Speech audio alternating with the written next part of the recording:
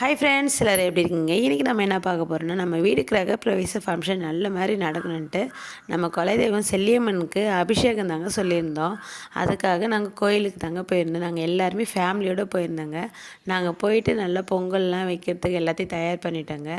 நாங்கள் அதுக்குள்ளே அபிஷேகம் அங்கே பண்ணிகிட்டு இருந்தாங்க. நாங்கள் வந்துட்டு பொங்கல்லாம் சீக்கிரமாக வச்சுட்டு சாமி பார்க்குறதுக்கு போயிருந்தோங்க. அங்கே போயிட்டு பொங்கல்லாம் படைச்சிட்டு விளக்கேற்றிட்டு சூப்பராக நாங்கள் எல்லாருமே சேர்ந்து சாமி கும்பிட்டாங்க. எங்கள் ஃபேமிலி எல்லாருமே இருந்தாங்க. எங்கள் மாமா மட்டும்தான் இல்லை. அவர் சிலிண்டர் ரெடி பண்ணுறதுக்காக அவர் வெளியே போயிருந்தாருங்க. நான், எங்கள் மாமியார், எங்கள் ஓரவத்தி பொண்ணு, அதான் எங்கள் அண்ணி, அடுத்தது என் பசங்க, அப்புறம் எங்கள் மூத்தவருடைய மருமக, அவங்களுடைய குழந்தன்ட்டு எங்கள் அண்ணன் பையன் எல்லாருமே சேர்ந்துட்டு சூப்பராக பொங்கல் வச்சு சாமி கும்பிட்டுட்டு நாங்கள் அங்கேயே எல்லாருமே ஃபேமிலியாக உட்காந்துட்டு அந்த பொங்கலை சாப்பிட்டுட்டோங்க. நாங்கள் எப்பயுமே பொங்கல் வச்சோன்னு வச்சிங்களேன், அது காலியே ஆகாதுங்க. ஆனால் இந்த முறை வந்துட்டு எல்லாருமே அங்கேயே செஞ்சு சூடாக சாமி கும்பிட்டுட்டு சூடாகவே அங்கே ஒரு வாழை இலையை வச்சுட்டு எல்லாருமே குடும்பமாக சாப்பிட்டுட்டோம்.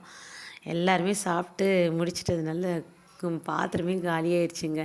என் அண்ணனுக்காக கொஞ்சமாக தான் பொங்கல் வந்துட்டு வீட்டுக்கு எடுத்துகிட்டு வந்துட்டேன். இந்த முறை சீக்கிரமாகவே காலியாகிடுச்சிங்க. நாங்கள் எல்லாருமே அவ்வளோ சந்தோஷமாக என்ஜாய் பண்ணி சாமி கும்பிட்டேங்க.